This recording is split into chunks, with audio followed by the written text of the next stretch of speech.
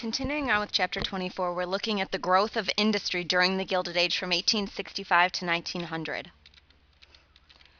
Now, we said before in Part 1, or we talked about before in Part 1, the growth of the steel industry, particularly by Andrew Carnegie, vertically integrating his industrial organization.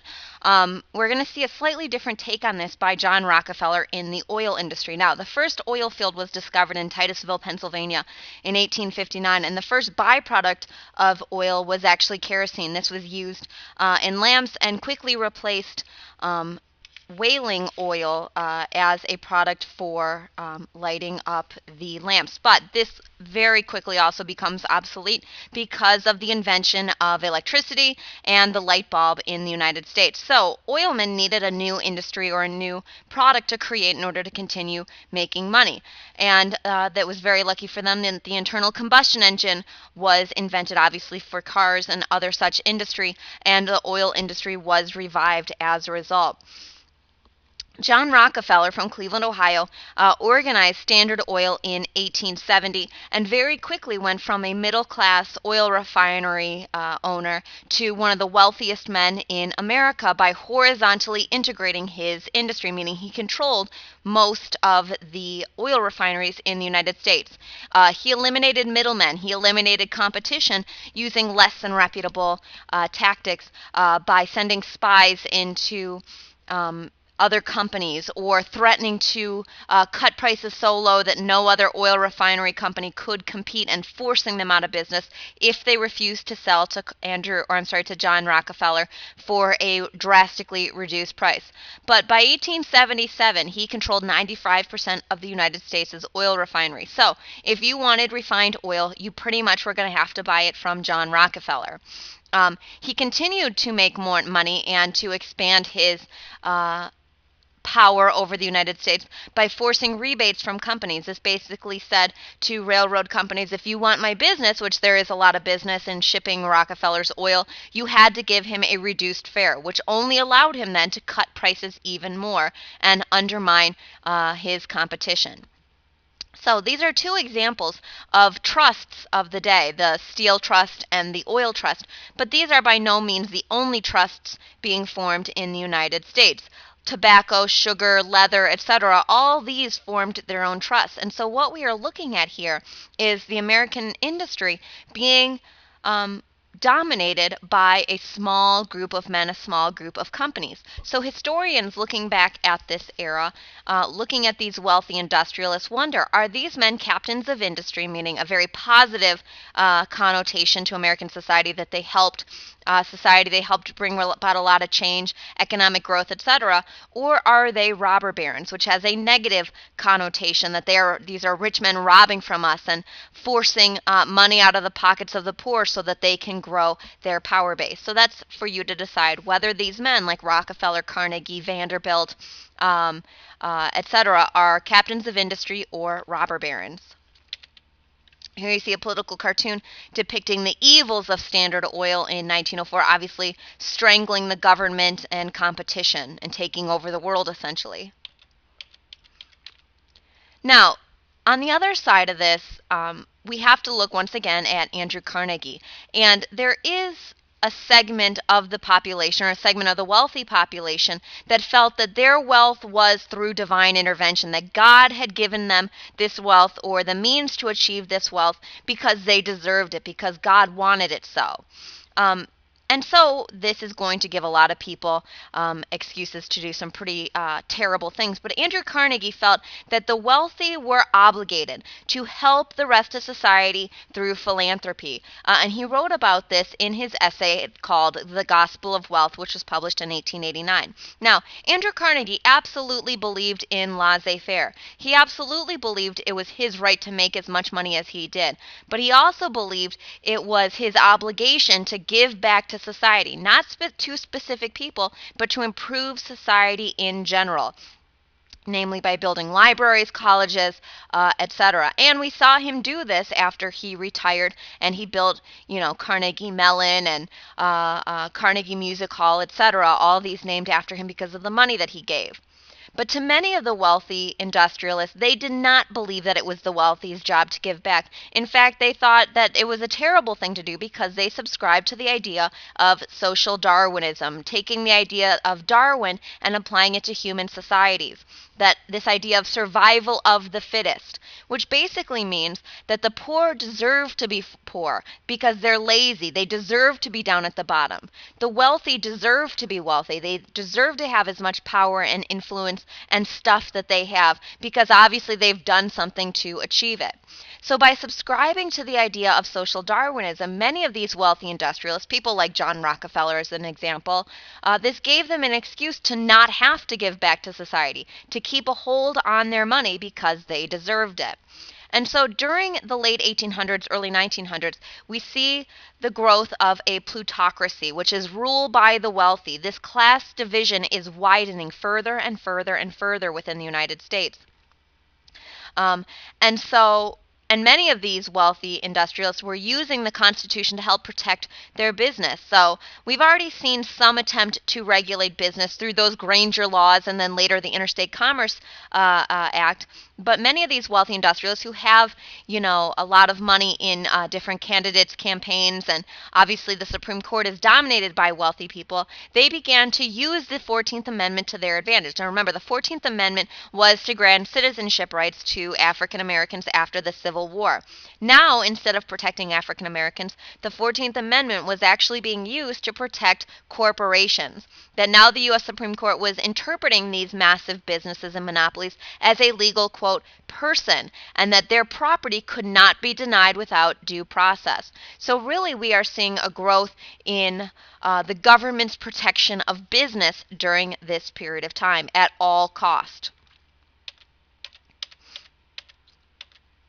But there is pressure being put on Congress to do something about this. Public opinion is starting to turn against these monopolies, particularly after those Granger laws had been overturned. Now, they tried to do it through those state legislatures, but had failed. So now the federal government had to step in to try to start curbing, or at least appear like they were curbing, the power of the monopolies, the trusts, the cartels, etc. So in 1890, Congress passed the Sherman Anti-Trust Act, and this is crazy, crazy important. And here's what the Sherman Anti-Trust Act said, and as you can tell by the title, antitrust, to break apart the trusts, the monopolies, etc. That any combination that is, quote, in restraint of trade is illegal. It forbade that. Now, the reality was there were many loopholes for these monopolies to get through. And the reality was, at least from 1890 to the early 1900s, the Sherman Antitrust Act was not actually used against monopolies and cartels. It was mostly used against labor unions, to force labor unions to break apart. So while it was put on the books to break apart trusts, at least in the early days, the Sherman Antitrust Act was used against labor unions, to force labor unions to break apart because they were, quote, in restraint of trade. However, this is going to be used much more efficiently later on in the future. Now, looking at the changing nature of American society, wealth and the standard of living was increasing. Obviously not evenly for everyone within the United States, but overall the wealth in the United States and the standard of living was going up. We are now becoming a nation of factory workers. That idea that Jefferson had had back in the day of the independent yeoman farmer is starting to die out. It's Hamilton's dream of a factory-producing society that was winning out. And immigrants were coming to the United States in droves to come to the cities to meet the labor demands in these factories that was necessary. And so the government really saw it as their job to help protect this industry by creating very high tariffs, which we will talk about again in the coming future, to protect American industry. Now, as far as women are concerned, more women were achieving jobs than ever before at this time. Now, we have this mentality in American society that women never worked before and all of a sudden women started working. Women have always worked, whether it was on the family farm or in different jobs, but a certain class of women have always had jobs. The reality in the late 1800s, early 1900s is that middle-class women now, more so than ever before, were getting more jobs in, quote, female-friendly or pink-collar jobs. This was seen as more acceptable. People like telephone operators, stenographers, working in the new department stores that were springing up all over the cities, women, middle class women particularly, were achieving these new jobs. And part of the reason this was seen as a reputable thing to do is because the image in our social consciousness was changing, helped in part by the advertiser Charles Dana Gibson. Charles Dana Gibson worked obviously in advertising, and the image that he drew of this young, athletic looking woman, she's fashionable, she's independent, she's beautiful, this became known as the Gibson girl. And the Gibson girl as an image in American society was used over and over and over. She is the new woman that people started to aspire to be, to look like her, to act like her. Now, the reality was that women were paid far less than their male counterparts, and it was on purpose because nobody believed that women had to make as much as men because they weren't the primary breadwinners.